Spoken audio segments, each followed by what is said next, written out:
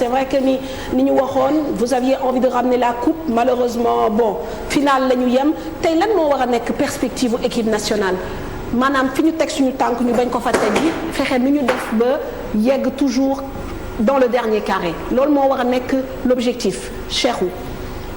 maam nee naa la jour bu ñu tegee suñu tànk fii lu ñu gisoon noonu.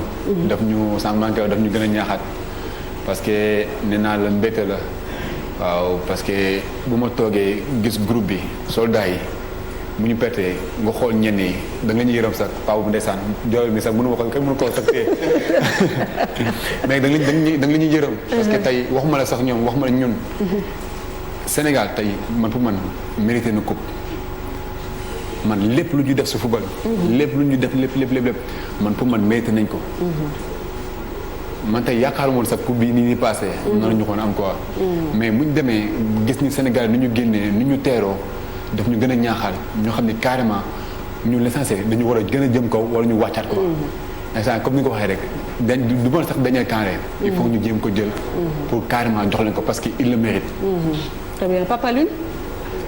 waaw maam mooy li Cheikh wax rek je pense que tey sànq wax naa ko il nous faut garder nos acquis yoo xam ne am nañ ko ñu garder ko et puis yenn imperfections yi ñu jéem ko corriger et puis surtout continuer à travailler parce que il n'y a que ça de vrai. Alors Parabou, tu penses que ni là c'est ça hein? C'est l'objectif c'est. Ouais, je pense qu'on a dit au début aussi ñu continuer si même lancée bi ñu nekk nii.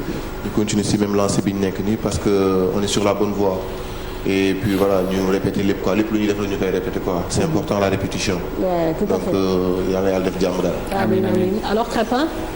bon damay dellu si lu gars yi war rek fu mu nekk nii moom on a vraiment à cœur ñu topp si ligne ascendante bi bañ a wàcc. donc je pense que boo demee ba jeu final donc am na yoo xam ne bon. c'est à éviter malgré qu'il y a les aléas du foot. Donc voilà mais fu mu nekk nii je pense que tout un chacun de nous loolu moo nekk mbébétam donc voilà mooy ñu jël ligne ascendante bi bañ a wàcc et puis incha allah ñaan yàlla may ñu ndam une fois ñu mun a jël Coupe d'Afrique au moins. Ouais. Alors on va dans quelques instants recevoir aussi benn représentant au 12e Gaïndé comme ñoom ñoo ñu accompagner ci li nga